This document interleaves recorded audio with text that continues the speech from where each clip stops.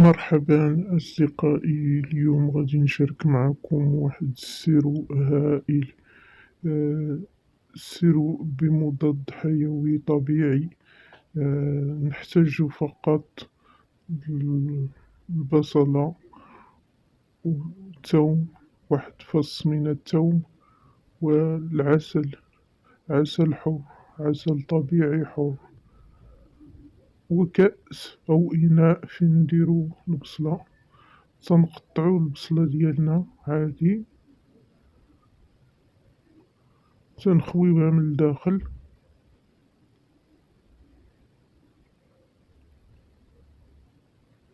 نهزوها نثبتوها في واحد الكاس ديال الزاج.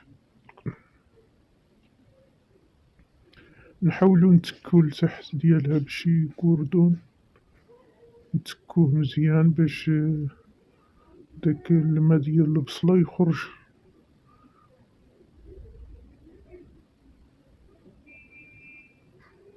عاد نحطوها كما تشوفو، فرغناها من الداخل.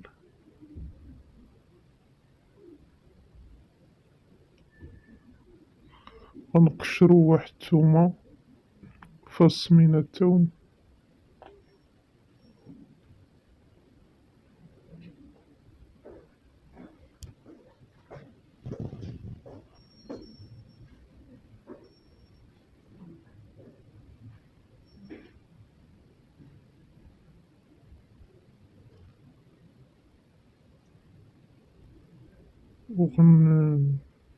نديرو في هاد الآلة الخاصة بديال الثوم كما تشوفو، ونحطوه في وسط البصلة،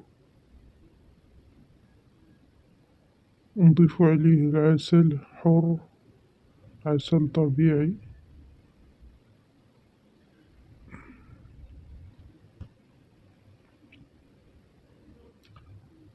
هاد الوصفة هادي سهلة في المتناول الجميع، دغيا تتوجد في دقائق.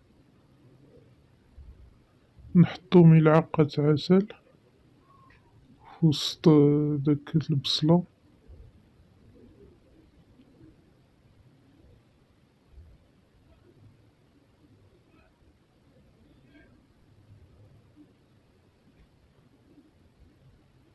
صافي نجيبو واحد الكاغيط داك ديال الطبخ، نغطيه باش داك الروائح الطيارة ديالها ما يطلعوش، ما يمشيوش في الهواء، كلشي يهبط للكاس لتحت كما تشوفو.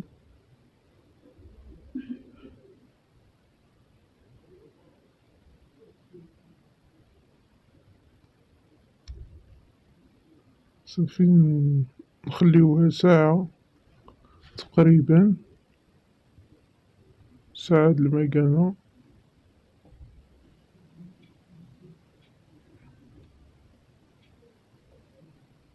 ونجيو نحصلو على هاد السائل المزيج ديال البصلة والعسل والثومة.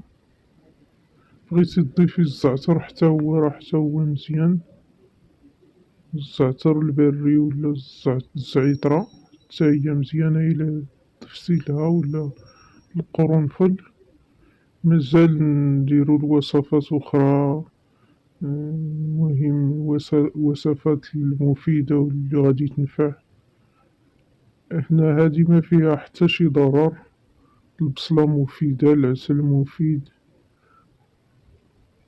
الثوم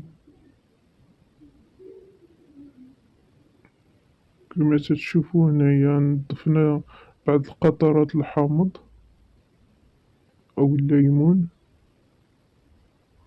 نخلطوه.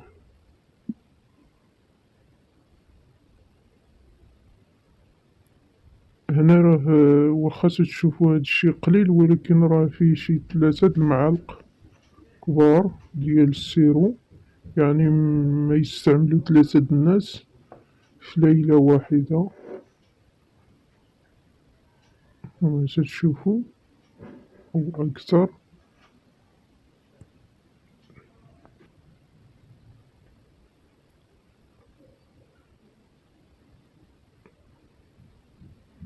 ثم نضيفو عليه واحد المعلقة ديال زيت الزيتون حتى هي مزيانة الكحة، والسعال كيفما كان نوعه. نحرك المزيج جيدا ونشربو حتى نبغيو ننعسو، ونديرو فيه معلقة كبيرة. هنايا راه فيه 3 المعالق. نتمنى تنال هاد الوصفة الإعجاب ديالكم واستعملوها، راه ما فيها حتى شي ضرر. البصل كله فيه فوائد، والثوم والعسل. المهم خصنا غير نوضو نصوبو مثل هاد الوصفات في ديورنا، عوض مواد كيماوية والأدوية الكثيرة اللي تنضرو بها صحتنا. ونتمنى تعجبكم هاد الوصفة، راه واحد السر جد مفيد.